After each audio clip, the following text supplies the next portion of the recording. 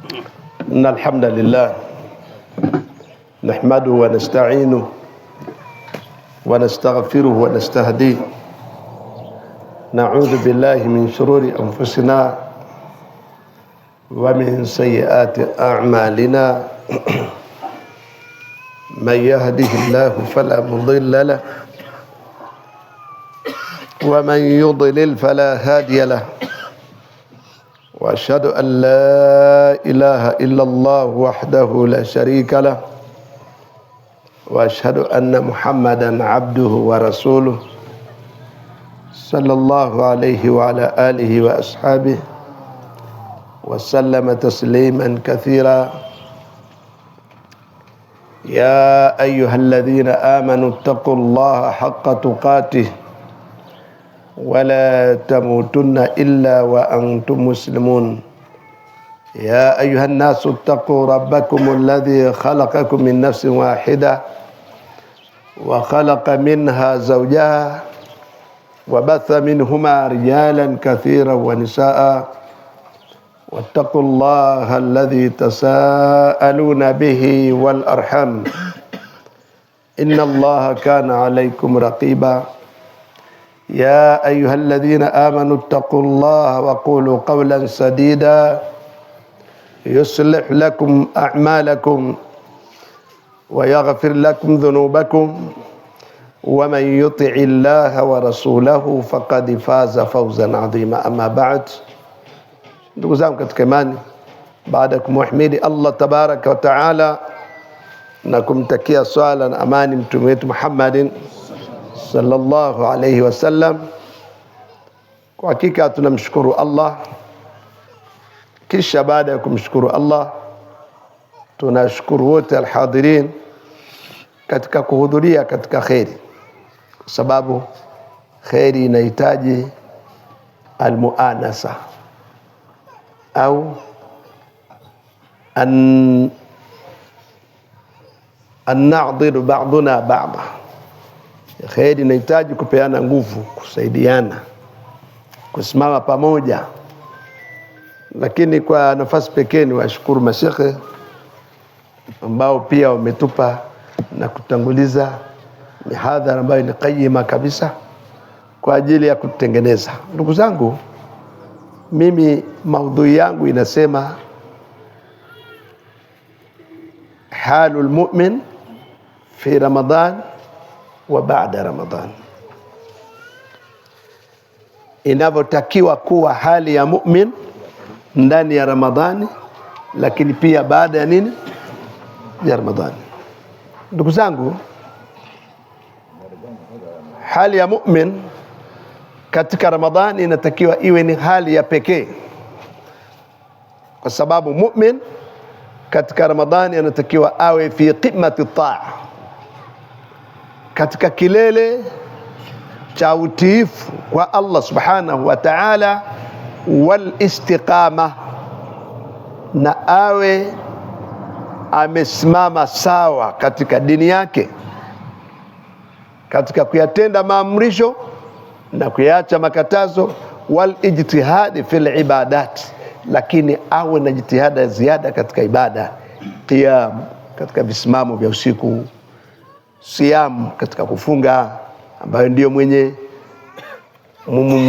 mwenye kazi zote hizo. Maana somo ndio inabeba kila kitu, ndio mwenye mwezi.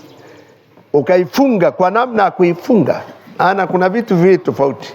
Kuna kufunga na kuna kushinda njaa, vitu tofauti. Sababu imekuja katika hadithi, rubba saim hadhuhu min siyam aljui wal atash. Huenda mtu katika kufunga kwake hakuambulia isipokuwa kiu na njaa. Sasa huyo hajafunga. Kwa hiyo siyam, naposema saum, kwa maana ile ambayo imesimamiwa misingi yake. Lakini Qur'an, akiwa anaisoma Qur'an kuliko kipindi kingine chochote, kwa sababu inahusishwa zaidi na mwezi wenyewe, lakini sadaka, na kwa kutoa sadaka kwa wingi. Ndugu zangu, lakini Muislamu hata kabla ya kufika Ramadhani anatakiwa yastakbiluhu bishauqi waddua, ajiandae kuipokea kabla haijafika Ramadhani, ajiandae kuipokea kwa shauku na hamu. Anamsubiri mgeni wake muhimu, mkombozi wake.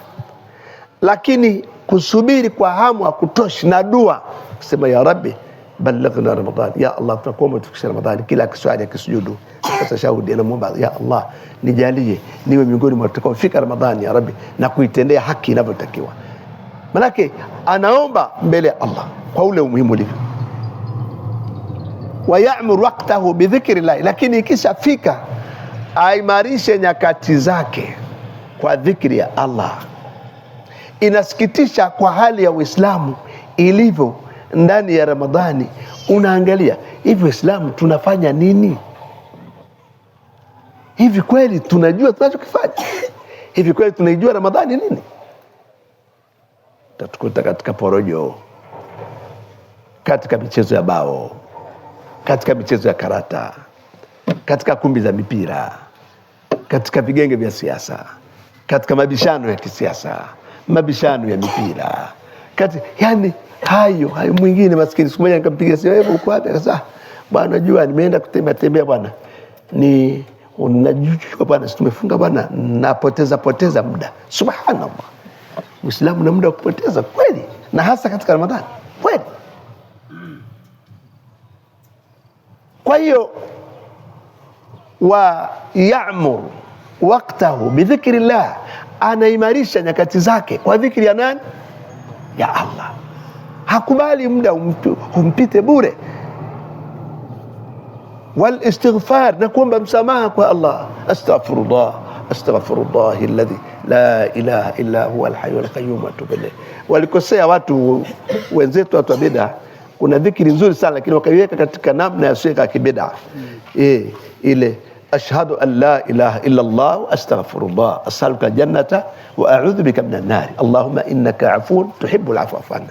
Waliweka kwa sababu dhikri asili yake maneno mazuri, hayana shiriki, hayana kumuomba Allah, asili yake ni jaiz. Isipokuwa sasa unapoipeleka katika sigha, maana dhikri nyingi zimeharibiwa katika namna ya utekelezaji wake, wakaileta kama wimbo na kama kibwagizo. Kwa hiyo watu wakawa wanaiweka, hawa wanafanyaje hiyo sasa, ikaharibu, kwa sababu hiyo ni bid'a. Mfumo katika Uislamu haupo, dhikri namna hiyo haipo. Lakini maneno mazuri sana, ashhadu an la ilaha illa Allah, unakariri tauhidi. Sheikh ameanza kutusomesha tauhidi hapa. Astaghfiruka nini? Ashhadu la astaghfirullah, unaomba istighfari, unashuhudia kwa Allah, unaomba janna, unaomba kulindwa na moto. Lakini unaomba dua muhimu hasa katika usiku wa Lailatul Qadr, Allahumma innaka afuwwun tuhibbul afwa fa'fu anna. Kwa hiyo istighfar, ndugu zangu, na hasa katika nyakati za sahar, maana wanachuoni wanasema katika wakati wa sahari hakuna ibada bora kuliko istighfar. Ni wakati gani wa sahari? Wakati wa daku. Wengi wetu tunapoteza bure wallahi. Tunapiga daku, tunapiga porojo zetu wakati tunamaliza kula daku bado muda upo wa sahari. Tunashughulika na haya na wengine wanarudi kulala vitandani, wengine wanaongea porojo zao, wengine wanashughulishwa na kuangalia simu na message, kutumiana message, kujibizana. Ndugu zangu, mmoja katika waliosema vizuri kuhusu simu alisema, simu katika Ramadhani ndugu yangu iweke pembeni, yani uisahau, ila kwa mambo ya nadra, sio wakati wake huu. Kwa hiyo wakati sahari ni wakati muhimu mno, ni rasilimali muhimu mno. Wa bil ashari hum yastaghfirun. Nini wakati sahari? Ni ule wakati wa yani theluthi ya mwisho usiku kabla alfajiri, saa 10, saa 11, saa 9:30, nyakati zote ni wakati sahari. Istighfari wakati ule ni ibada muhimu kuliko ibada nyingine yoyote, kwa mujibu wa wanachuoni alivyosema, sababu kila ibada wakati wake huwa ndio ibada bora kuliko ibada nyingine. Kwa mfano, wakati wa swala hakuna ibada bora kuliko swala wakati ule. Wakati wa dhikri za asubuhi baada ya alfajiri. Dhikri bora, kitu bora kinachotakiwa kutangulia ni zile adhkari za asubuhi. Lakini baada ya hapo, baada ya asr kadhalika. Lakini vile vile katika kila sehemu ambapo imepangwa ibada fulani, wakati ule ndio huwa ni bora kuliko ibada nyingine yote, kwa sababu unakuwa ni muda wake maalum na ukipita imepita. Wa huwa shahru litahdhibu nufusi, mwezi huu ni mwezi wa kuzirekebisha na kuziboresha nafsi, wa kasri shahawatiha, na kuyavunja matamanio yake, matamanio yanayosababisha watu kuingia katika maasi, wa tanqiyati alqalbi lidhikri llahi ta'ala, na hivyo kusafisha moyo tayari kwa ajili ya kumtaja Allah subhanahu wa ta'ala. Ndio hali ya muumini inavyotakiwa katika mwezi wa Ramadhani. Sio hali ya kufunga tu, kutokula na kunywa, mengine tumo tu mitaani. Na kuna tabia mbaya sana Waislamu wengi wanayo, na hasa akina mama, tabia kuchukua mwezi wa Ramadhani ni fursa ya matembezi. Yaani tangu wakati wa dhuha saa 3 saa 2 mtu anatembea mpaka baada ya dhuhuri kidogo, ndio ambaye anajitambua angalau anarudi nyumbani kwa ajili ya kuandaa futari. Lakini mwingine wakati mwingine mpaka anakaribia kuchelewa kuandaa futari, kisa amefunga, hapiki. Ndugu yangu, nilikwambia huu sio mwezi wa matembezi, huu ni mwezi wa kujipinda. Kila mmoja, niwaambie ndugu zangu, ndani ya Ramadhani hii kila mmoja atumie chombo chake kukijaza kheri aliyonayo. Kweli unaweza kaa hujui kusoma Qur'ani, lakini sura al-Fatiha wengi wetu hatuijui. Mbona tunaswali tunasema alhamdulillah mpaka wala dhalin? Kweli kaa ukariri hiyo. Kuli wallahu huijui kweli? Kaa ukariri hiyo lisaa lizima, nusu saa, muda wote utakao kuwa na muda. Ni Qur'ani, ni sehemu ya Qur'ani, utalipa kulingana na yenyewe ilivyo. Kwa sababu man qara harfi kitabillah falahu biha hasana, tukisoma herufi moja kwenye kitabu cha Allah ataandikiwa jema, na kila jema linazidishwa mara 10. Kwa hiyo kwamba iwe kwamba tunaimarisha nyakati zake kwa dhikri ya Allah, lakini pia kwa kujua kwamba mwezi huu ukishavunja matamanio na kusafisha nafsi, moyo unakuwa safi kwa ajili ya kumdhukuru Allah subhanahu wa ta'ala. Maashara almuslimin, falyakun siyamuna bishurutihi wa adabihi. Ndugu zangu, saumu yetu tuimarishe kwa kuifunga kwa mujibu wa sharti zake zinavyotakiwa, sio kuacha kula na kunywa tu, lakini pia adabu zake tuzichunge, lakini pia kuhifadhi swala kwa jamaa, kwa wanaume, kwa wanawake nyumbani, lakini kwa wakati ya qiraati al-Qur'an, na kuisoma Qur'ani sana. Kuna visa vya wanachuoni ilipofika Ramadhani walikuwa wakisimamisha shughuli zote. Usione kuna mahala ambapo bado tumekosea, kuna mahala bado tumekosea.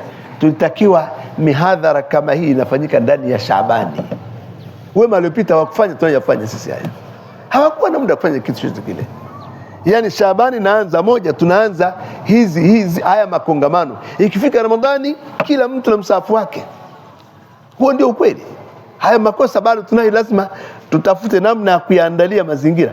Wema waliopita waliacha kila kitu ndani ya Ramadhani, hakushughulika na chochote kile, sio kusomesha, sio mawaidha labda ya Ijumaa atakayekwenda kuhutubu. Watu wanajifungia kusoma Qur'an. Sasa kinachotokea sisi kwetu, imani zenyewe hizi ni za kulipuana, za kulipua katika Ramadhani, na hivyo tunakimbizana. Qur'an zenyewe tuna muda kusoma, dhikri tuna muda kuifanya. Watu wafikiria mtu kama Imam Shafi Ramadhani moja anamaliza Qur'ani mara 60. Nafikiri ni kitu cha kawaida. Kuna aliyomaliza mara 30, kuna aliyomaliza mara 20, wengine mara 10. Na hao ndio wengi waliomaliza mara 10, sababu ilikuwa kila siku 3 wanamaliza Qur'ani. Huwezi ukawa unatoka hivi tumetoka mara uko hapa na pale ukaweza kumaliza namna hiyo. Yes. Kwa nini? Kwa sababu ni mwezi maalum uliohusishwa na Qur'ani kwa kiasi kikubwa. Kwa hiyo iwe funga yetu tunasoma Qur'ani sana. Ndugu zangu, ni kosa kubwa sana. Hii ni fursa pekee tuliopewa na Allah. Tunaichezeaje? Kushinda huku na kule tunazurura. Ndugu yangu, hujui kusoma hata juzama? Hujui hata sura 2 katika juzama? Unajua hizo, kaa kitako, usizurure, soma hizo. Ukichoka usinzie, ukitoka usingizini rudi utawadhe usome. Kwa sababu unapokuwa katika hali hiyo unapona na mengi. Huko mitaani kuna mambo mengi sana. Huko mitaani kuna matatizo. Inaposema kufungwa shetani, haina maana dunia nzima shetani inafungwa, hapana. Inafungwa shetani kutochezea mwili wako, kupita kuchezea. Na hilo huko ipo kawaida. Ukijipeleka inakumaliza. Kuna mawakala wake shetani ambao wanafanya kazi yake wanadamu ambao wapo. Kwa hiyo wa qira'atil Qur'an, kathrat qira'atil Qur'an, kuisoma Qur'an kwa wingi. Watazawudu minan nawafil, kujifungia zawadi, kujifungia masurufu ya ibada za sunna. Usikubali kablia yote ikupite au baadia. Umeona hapa tumeeleza kwamba jamani Waislamu, swalini kablia. Tena msemaji akatuambia kabla adhuhuri zipo raka 4, swali raka 4 kabla adhuhuri, baada adhuhuri raka 2. Hii ni fursa ambayo hatakiwi kuichezea ndugu zangu katika imani. Wasalatu tarawih, na tuswali tarawih. Wengi wetu maskini tukifika saa za kufuturu tunakula, utafikiri chakula tuna magomvi nacho. Mpaka mmoja anasema unamharibisha mtu kufuturu, anakula chakula kama vile anakukomoa uliomwalika. Hapana, sio hivyo. Ndugu zangu, nirudie kusema kwamba huu sio mwezi wa kula zaidi tulivyokuwa tukila nyuma. Tuelewa vizuri? Bali ni muda wa taklili min at-ta'am, kupunguza nini? Hiyo ni sayansi ambayo wameifanyia kazi, wataalamu umeiona. Yaani sisi tunafikiria na mambo yalivyo ni kinyume. Mtu naenda rada futari aliyempa kimunda tukule. Karaja daku hivyo. Kula bila kuacha nafasi, hapana. Yaani kitaalamu hiyo haiwezi kukupa tija nzuri. Yaani wewe hakisha unapokula usishibe sana. Yaani unataka kusikia kama vile unaelekea kushiba, acha. Sasa hiyo ni daku. Ama kwa futari, kula chakula chepesi kabisa, chepesi ambacho kitakupa nguvu ya kusimama. Sasa baada ya tarawih, kama kuna chakula chepesi unachoweza kuongeza kidogo, sawa, ili upate kuweza kusimama katika ibada hii tukufu. Ndugu zangu, ni ibada tukufu mno, kwa sababu kuna vitu viwili vimeambatanishwa. Man sama ramadhana imana wa ihtisaba ghufira lahu ma taqaddama min dhanbi, wa man qama ramadhana imana wa ihtisaba ghufira ma taqaddama min dhanbi. Kwa hivyo tunaona Mtume ametuambia atakayefunga Ramadhani kwa kuamini ahadi ya Allah juu ya malipo yake na kwa kutaka malipo kutoka kwa Allah, atasamehewa dhambi zake zilizotangulia, ambazo na atakayesimama qiyamu Ramadhani, yani tarawih, imani na ihtisaba, kwa imani ya ahadi ya Allah kwamba malipo yapo, Allah havunji ahadi yake kwamba atamlipa kwa kisimamo hicho, na kwa kutaka amlipe Allah asamehewe dhambi zake zilizotangulia. Ingawa wanachona eleza dhambi zinazoelezewa kwa mujibu wa hadithi na kwa mujibu wa Qur'an na Sunna ni dhambi ndogo ndogo, kwa sababu dhambi kubwa hazifutwi ibada, zinafutwa tauba na kurejea kwa Allah. Lakini kuna vijidhambi vingi sana ambavyo pia Bwana Mtume anatuambia msividharau, kwa sababu kadi ya jitamana fa yuhlikna, vikijikusanya kwa mtu vinamwangamiza, hawezi kusalimika. Hivyo sasa vinapukutika kutokana nini? Unabaki sasa unadaiwa istighfari, sasa tauba. Kwa hiyo na kusali tarawih, ndugu zangu, tusinywe uji kupindukia. Utafiti unaonyesha vinywaji hivi pia vinafanya mwili uregee na usingizi we mwingi. Kwa hivyo kula kitu kidogo, kama unakunywa uji, kunywa nusu kikombe, na chakula vijitonge kiasi tu, usikie mwili ni mwepesi. Simama nyuma imamu, uswali swala tarawih, kisha ukirudi nyumbani basi unaweza kuongeza kidogo ka chakula kidogo, halafu ukalala, kwa sababu hujui unaweza kulala ukapitiliza, halafu daku ikakushinda mchana kuta, pengine ukadhoofika. Sasa ongeza kidogo ka akiba katika kwa kusaidia uweze kulala baada ya kijiakiba hicho kidogo. Lakini kabla ya tarawih ujue kwamba, yani malengo yako ulenge kwamba nalenga kuswali nini. Kwa hiyo usile tumbo kulijaza sana, kwa sababu kujaza tumbo kunalegeza mwili na kuleta usingizi na wengi wetu tunashinda tarawih kwa sababu ya kushiba sana baada ya nini? Baada ya futari. Mtu naona futari inaletwa mbele yake, kuna banana, kuna fenesi, kuna muhogo, kuna nyama, kuna maziwa, kuna juisi, hasa utabilaje ndugu yangu, tumbo lako likoje? Jamani, huu sio mwezi wa kula, huu ni mwezi wa kufanyaje? Mbona siku zote ulikuwa huli hivyo? Kwani usubiri kuvila kwenye Ramadhani? Hatupambani na chakula. Sisi ni mwezi wa nini? Wafunga. Maana vizuri ndugu zangu. Na ihfadhu jawarihakum, hifadhi viungo vyenu. Ndimi zisisengenye, ziseme uongo, zisitoe matusi. Lakini jizuieni kupoteza nyakati kwa michezo na kukesha.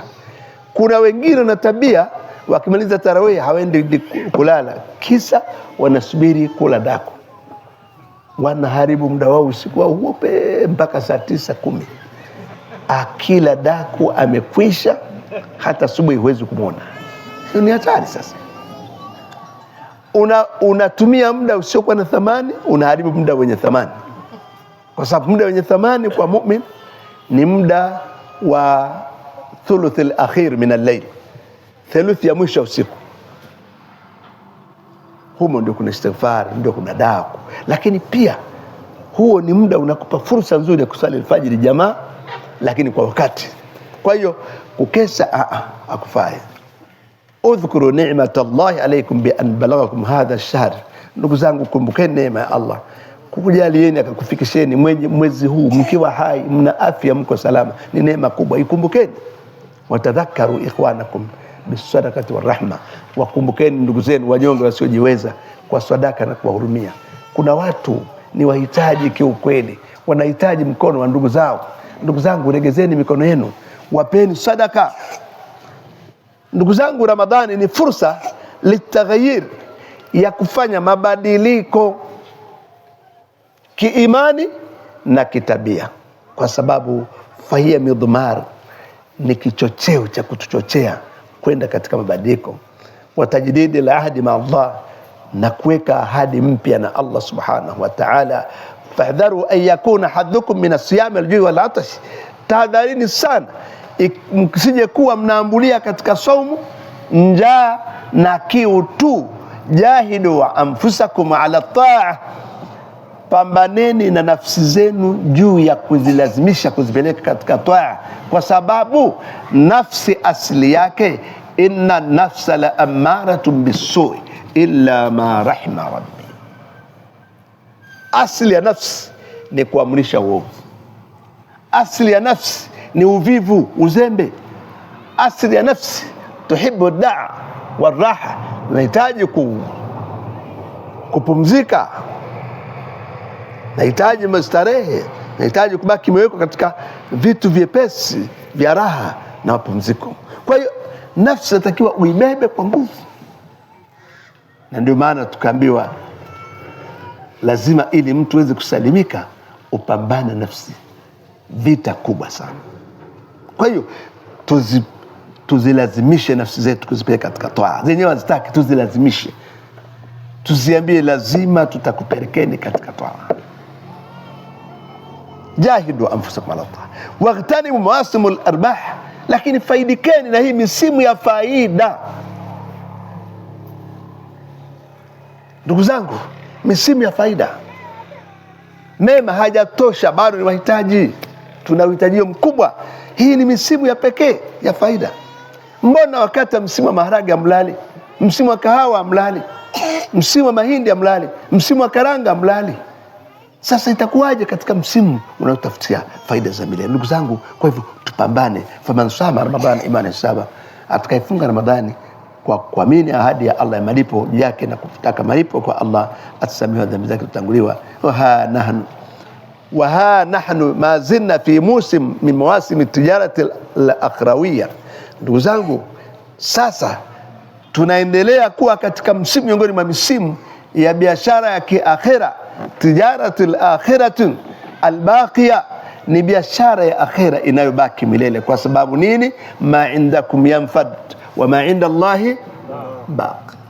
Ndugu zangu, haya yanayotukimbiza mbio tulionayo mikononi, pesa, mali, watoto, wake, mashamba, majumba, uhai, afya, vyote vinakwenda kuisha, havipo, sio vya kudumu. Na hivi ndio vinatufanya tulale macho bila kusinzia. Huo ndio kweli. Hatulali kwa sababu kupata nini? Mali, si ndio? Hatulali kwa sababu kumiliki vitu, tuko tayari.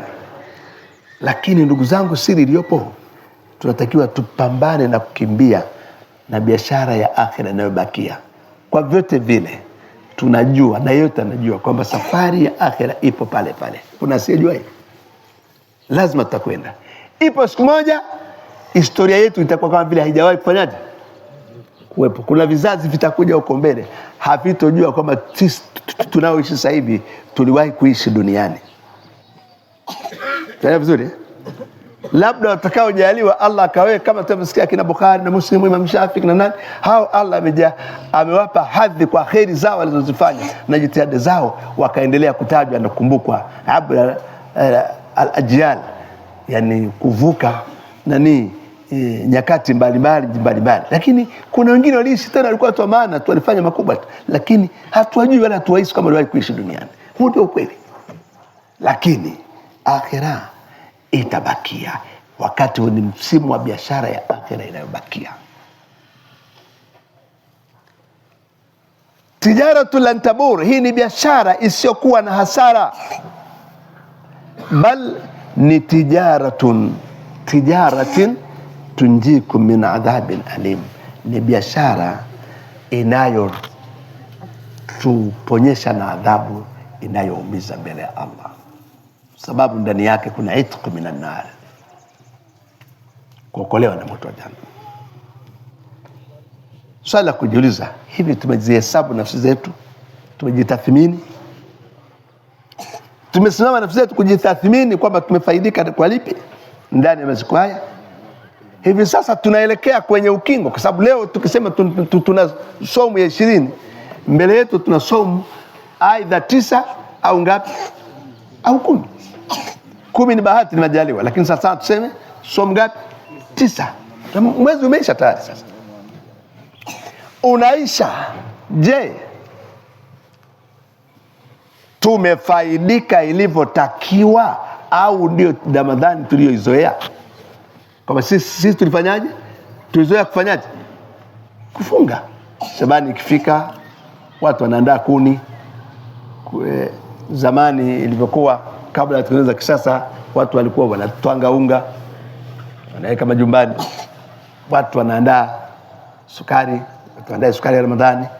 Wengine wazee wetu tuliwakuta wanaandaa mbire kama katuandae mbire za Ramadhani kwa sababu mnabagwa Ramadhani. Basi nakunywa, mambo yanaisha, unaendelea maisha. Sasa Ramadhani sio hiyo kusudiwa. Kwa hiyo madha istafadna minhu, tumefaidika na nini Ramadhani? Kwamba hili nilikuwa silifanya katika khairi, hili nilikuwa ni tabia yangu imeniganda katika maasi, Ramadhani imenisaidia, alhamdulillah. Sababu lengo sio kutokula na kutokunywa tu. Lengo Ramadhani itutengeneze tuwe ni watu wapya wengine, kwa sababu lengo limeelezwa wazi. Allah anasemaje? La'allakum tattaqun, ili mpate kufanyaje? Kumcha Allah subhanahu wa ta'ala. Kwa lazima tujitathmini, tuhesabu, tukae kitako peke yako, jihesabu. Hivi nimeshabadilika lipi tangu Ramadhani ingie? Imenibadilishaje tabia zangu? Imani yangu imepanda kiasi gani? Ucha Mungu nao lengo nimeufikia? Ma atharuha la nufusina, athari yake Ramadhani ni ipi kwenye nafsi zetu? Ma taathiruhu ala sulukiyatina, athari yake katika mienendo yetu ipi? Tumeshaihisi? Hal nastahiqu an nuqbal am hal yuraddu alaina, je tunastahili tukubaliwe au turejeshewe Ramadhani yetu? Hayo maswali lazima tujiulize, tujitathmini. Jiangalie, unaposhinda mefunga, unashinda wapi? Unashinda kina nani? Unashinda unafanya nini? Jioni ukifuturu wewe ni mtu gani? Unafanya nini? Ukilala ni mtu gani? Ukiamka kwenye daku wewe ni mtu gani? Uko wapi na swala za jamaa? Uko wapi na vikao vya kheri? Uko wapi na dhikri? Mapenzi yako kwa Allah yamezidi kiasi gani? Hofu yako kwa Allah ikoje?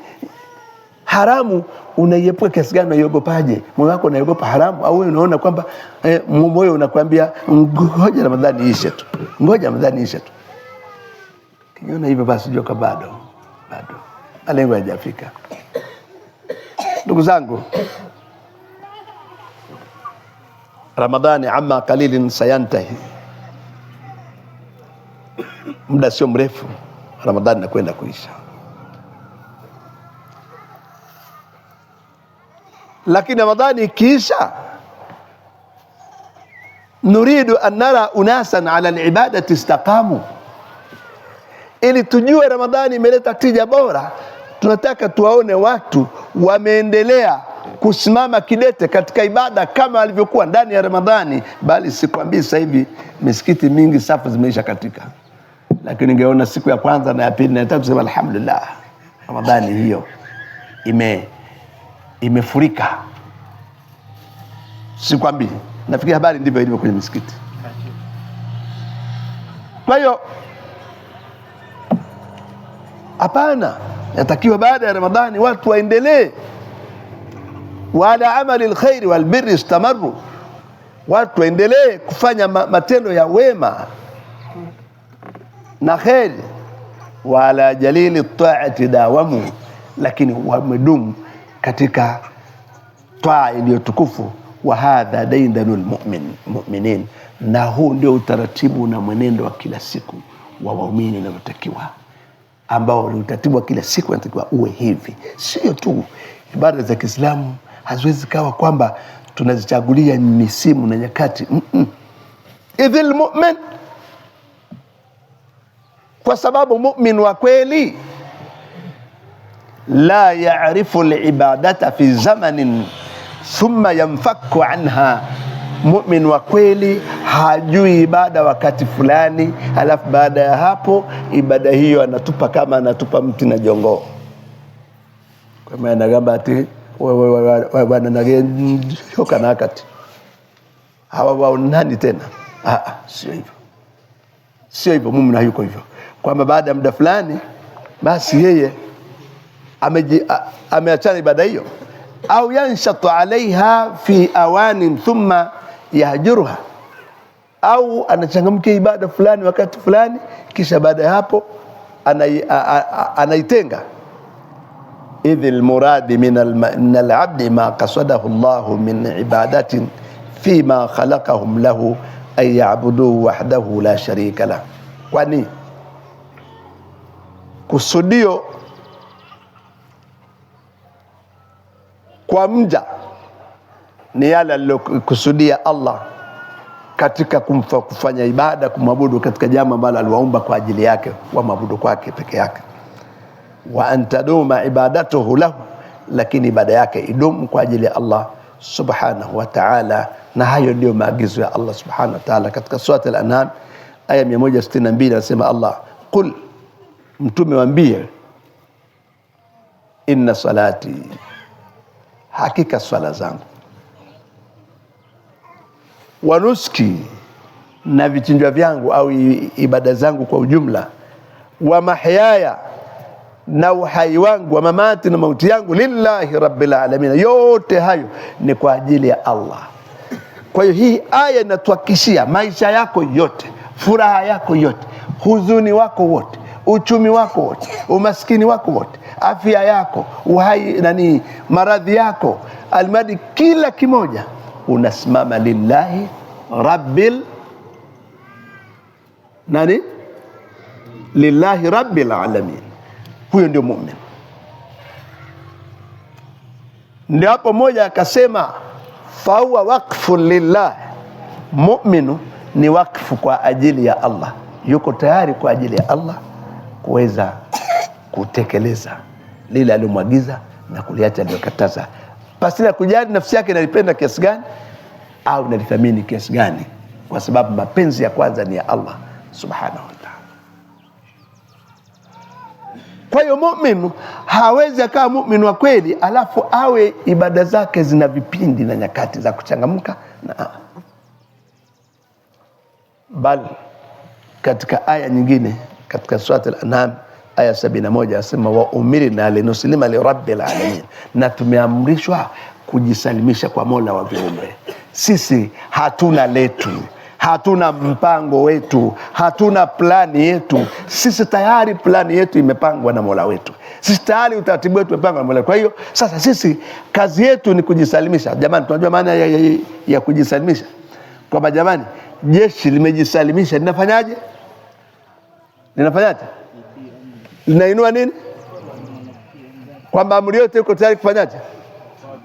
Sasa ndio Muislamu kusema mimi ni Muislamu, manake umirta an tuslima liman lirabbil alamin. Kwamba sasa sisi tumeamrishwa kujisalimisha kwa nani? Tukote. Bali katika nyingine nasema wa'budu rabbaka hatta yatiyaka al-yaqin. Allah anasema endelea kumwabudu Mola wako mpaka mauti ya kufikia. Sisi hatujui likizo katika ibada, hatujui mapumziko. Tangu mtu anapokuwa baligh mpaka siku anaingia mwanandani. Qala al-Hasan al-Basri rahimahullah, mwanachuoni huyu al-Imam al-Hasan al-Basri rahimahullah anasema inna Allaha lam yaj'al li'amali al-mu'min ajalan duna al-maut. Kwamba Allah hakujalia ibada ya mu'min muda maalum tofauti na mauti. Yani mauti ndio inakurudisha. Thumma qaraa, kisha akasoma aya wa'budu rabbaka hatta ya'tiyaka al-yaqin. Wa yaqulu alayhi salatu wassalam, Mtume sallallahu alayhi wasallam anasema idha mata ibn adam inqata amaluhu, anapokufa mwanadamu matendo yake ndipo huwa yamekatika, illa min thalath, isipokuwa kupitia njia tatu ataendelea kupata khairi kupitia njia hizo. Sadaqatun jaria, sadaka inayoendelea. Umejenga msikiti, umechimba kisima kama hiki, umepanda mti wa matunda, nyumba ya wapita njia walioharibikiwa ukaiweka ili wasipate shida, na mengine mfano wake kama alivyotajwa mambo saba katika sadaqatun jariyat. Hiyo inaendelea kuleta khairi. Au elimu yuntafa bi, au elimu ambayo inaita manufaa, ulifundisha, ulieneza. Au waladun salih yad'u la, au mtoto mwema atakaye kuombea, na atakayetaka mema yake asikatike mpaka siku ya kiyama, aeneze elimu, afundishe elimu. Tuna watu wana uwezo maskini katika kitu kilichowapiga chenga, hawawekezi katika elimu, kuwafadhili vijana wanaosoma dini ili wapate kusoma dini, ambapo wewe ukimwekeza mtu ukamwandaa kwa gharama zako, mali zako, jua umewekeza kitu kubwa sana. Lakini wewe ukajifunza ilmu ukaifanyia kazi pia, wewe umewekeza kitu kikubwa sana. Kwa hiyo ambaye anataka mema yasio katika hata baada ya mauti yake awekeze pia katika elimu. Au mtoto mwema uliomwandaa ukani, sababu muda kwa bado yupo mtoto huyo, wewe utakuwa unaendelea kufanyaje? Kuchuma khairi.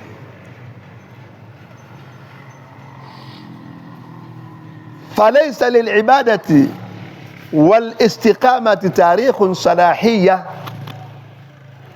ibada na istiqama havina muda wa expired, kwamba vita expire baada ya miaka fulani. Mtu ibada zake na expire, basi haifai tena kufanya ibada, muda umepita. Au awanu inqita' au zamanu nihaya, au kuna kipindi cha kukatika ibada, au kuna nyakati za mwisho wa ibada. Allah anatuambia innal ladhina qalu rabbuna Allah, hakika wale waliosema Mola wetu ni Allah, kwa maana walimwamini Allah imani ya kweli, wakampwekesha au kumshirikisha. Thumma istaqamu, kisha akasimama kidete katika utendaji wa ibada. Tatanazzalu alaihimul malaikata, hao ndio malaika watateremka kuambia alla takhafu wala tahzanu, msiogope na msihuzunike, wa abshiru bil jannati allati kuntum tu'adun, na tunakupeni bishara njema kuhusu janna ambayo mlikuwa mkiahidiwa. Hakuna muda maalum, ni kuendelea kudumu na kusimama kidete. Mu'min anatakiwa awe ni mustamirra, mudawiman, mutabi'an, la yurawigu rawghanu thaalib.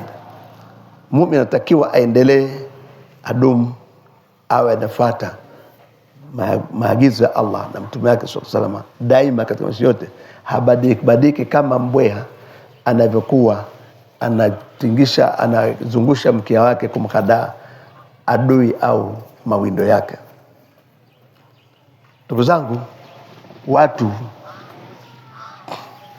wanaomwabudu Allah katika mwezi wa Ramadhani na kuhama ibada miezi mingi, wanamwabudu Allah katika nafasi fulani, kisha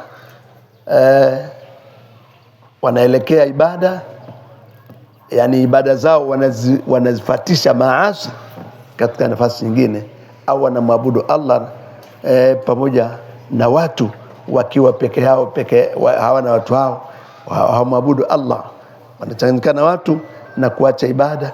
Bali Muislamu wa kweli anatakiwa awe katika ibada katika Ramadhani na miezi mingineyo. Na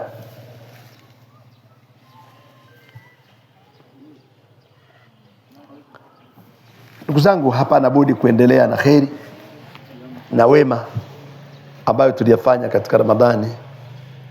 Allah anatuambia fastaqim kama umirta waman taba ma'aka wala tatghaw. Simama kutekeleza dini kama ulivyoamrishwa na wale walionao, wala msichupe mpaka. Wala Mtume sallallahu alaihi wasallam, hii aya iliyomo katika surati Hud, aliitolea taaliki akasema, shayabatini Hud wa akhwatiha. Sasa miongoni mwa sura zilizochangia kupata mvi katika kichwa changu ni aya hii iliyo katika surati Hud na wenzake walio katika baadhi ya sura nyingine, lakini hii fastaqim kama umirta sio amri ya kawaida kwa Muislamu, kwanza kwa mtume na wafasi wake ambao ni sisi, kwamba simama kuitekeleza dini kama ulivyoamrishwa. Ole wako uongeze kitu au punguza. Sasa ilimshughulisha sana mtume sasa kutafakari juu ya anafanyaje mpaka apatie kiasi kinachotakiwa.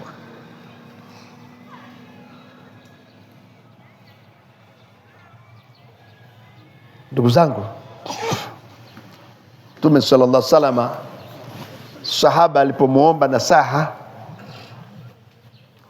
alimwambia qul amantu billahi thumma istaqim, sema nimemwamini Allah kisha simama katika utekelezaji wa dini.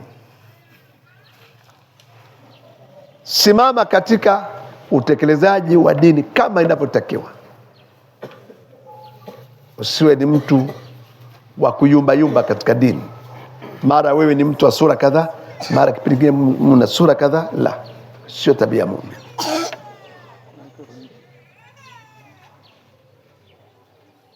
Ndio tukaambiwa katika dini hakuna mapumziko, katika dini hakuna likizo, hakuna katika.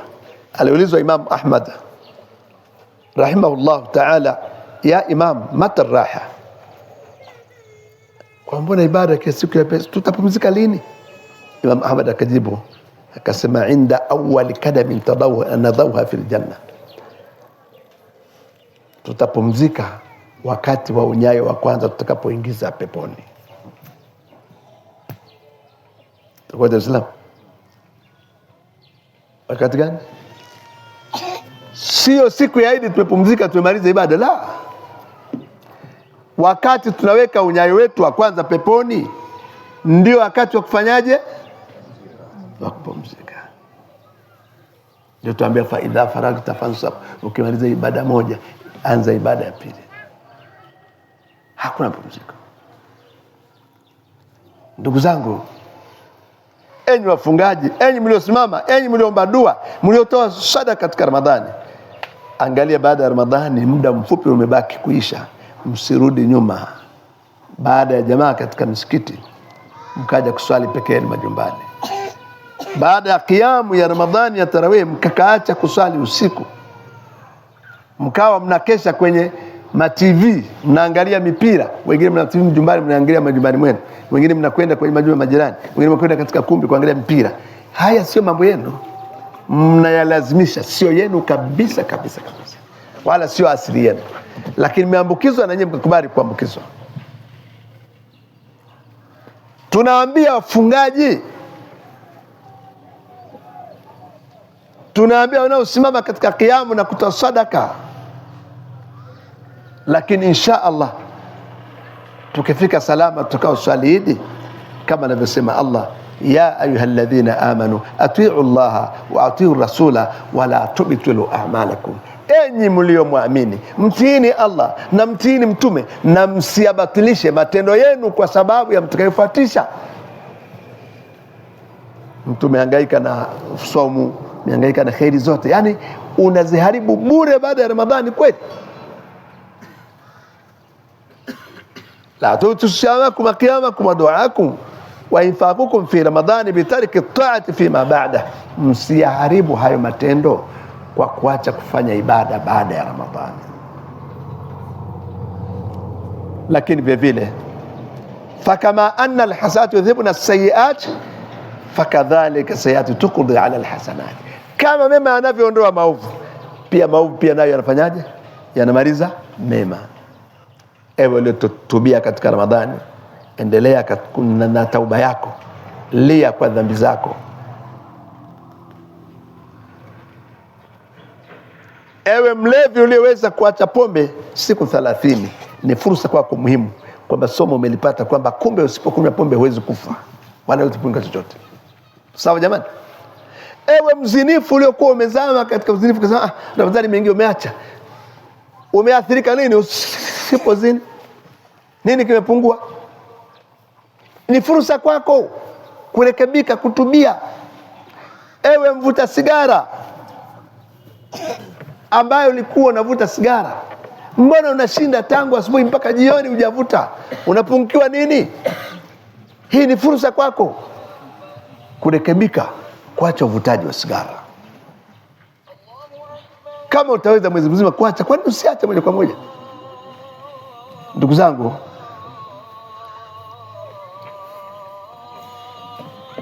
msimu wa Ramadhani utakapoisha na ukamalizika msimu wa dua na kusimama qiyamu Ramadhani,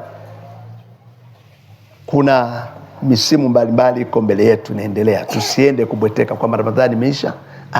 Muumini baada ya Ramadhani ana maisha mengine. Kuna maisha baada ya nini? Tunaishi vipi? Mbele yetu kuna misimu mingine inaendelea. Kama nini?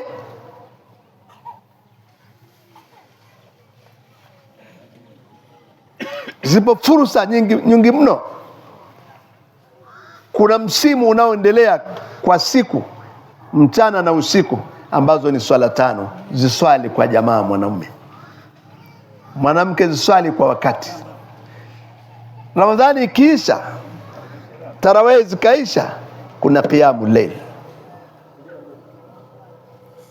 Kama huwezi kusimama usiku kucha, basi simama walau rakaa chache, rakaa 3. Lala mapema, usisumbue kichwa chako, lala mapema ili upate fursa kuamka mapema kabla alfajiri. Walau kwa uchache uswali witri. Nikipendeza unapata tahajjud walau rakaa 8 au rakaa 4 au rakaa 6, alafu unaweka witri. Tunaweka hazina, ndugu zangu, ayamu khazain. Haya masiku ni hazina, inatuwekea matendo yetu, tutakwenda kukutana nayo muda sio mrefu. Lakini pia mbele yetu kuna nyakati za wakati sahari, tulipokuwa tunaamka kula daku. Ukifika wakati ule ukazinuka usingizini, usirudi kulala, amka ufanye istighfar. Wakati ule ni muhimu kwako. Wa bil ashari hum yastaghfirun. Wakati ule ni wakati wa kuitikiwa dua. Omba dua wakati ule. Lakini tuna msimu wa wiki, swala ya Ijumaa, ambayo ndani yake siku ya Ijumaa kuna saa ya kuitikiwa dua, ambapo mja akiomba dua itakubaliwa. Tumia wakati huo, misimu ipo. Kama funga ya Ramadhani imeisha, alhamdulillah, kuna funga nyingi hazimaliziki, zipo zinaendelea. Kuna siku 3 kila mwezi, ayyamul bayd, ambazo Bwana Mtume sallallahu alayhi wasallam anasema siyamu ayyamul bayd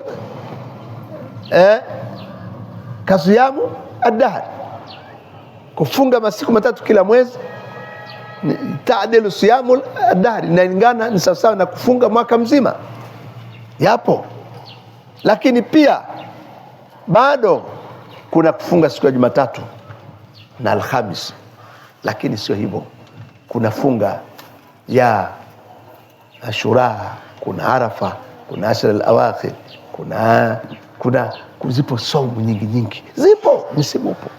Lakini pia kama kumemalizika nyakati za kufanya kheri mbalimbali, zipo mbele pia zinaendelea. Sasa Ramadhani imetengeneza tuwe tayari kuyafanya yanayokuja. Ndugu zangu, kwa kumalizia, naona nimeshaonyesha kijikaratasi. Wema waliopita rahimahullah, ilipokuwa ikimalizika Ramadhani, walikuwa wakipata masikitiko makubwa sana,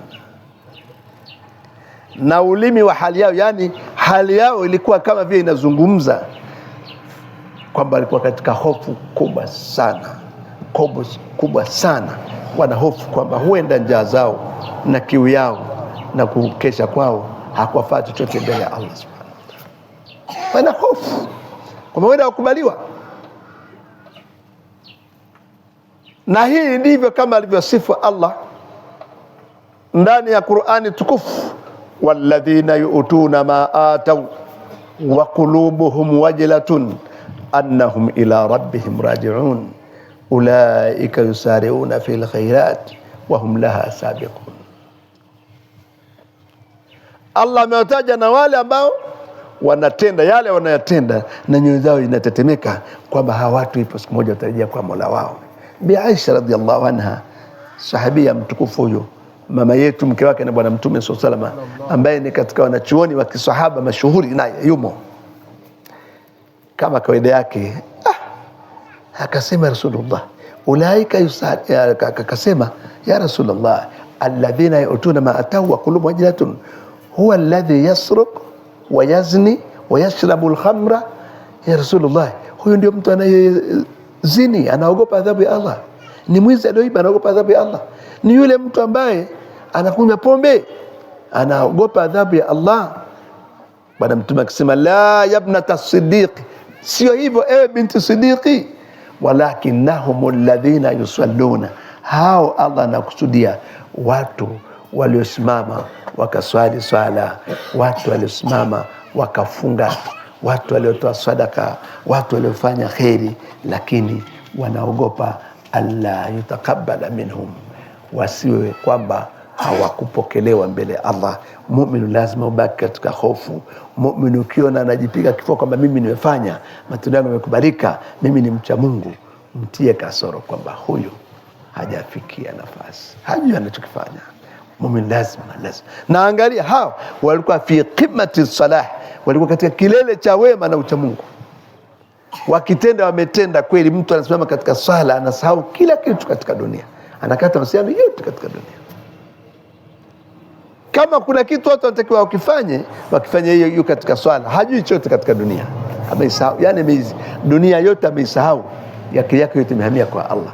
Lakini wakimaliza wana hofu. Sisi tunaona hali zetu, tunafanya ibada za kiasi gani. Kwa hiyo tunatakiwa tuwe na hofu, tunatakiwa tupeleke kwamba je, tumekubaliwa au tukubaliwa. Tubaki tuna hofu na woga, tunaomba msaada kwa Allah. Ndugu zangu, baada ya Ramadhani mu'min anatakiwa asimame vyema katika utekelezaji wa kheri, kwa sababu miongoni mwa dalili ya kubaliwa Ramadhani ni au ibada nyingine yoyote ni ibada ile kumrithisha ibada nyinginezo na wema mbele. Ama isipatikana hiyo ni dalili kwamba alichofanya ni kazi bure. Nasallallahu bimannihi wa karamihi ayajalana min as-saimina wa min al-muntafi'ina bi Ramadan wa min alladhina yaslihuna ba'da Ramadani ahsana hala mimman kana qablahum wa billahi tawfiq. Assalamu alaykum wa rahmatullahi.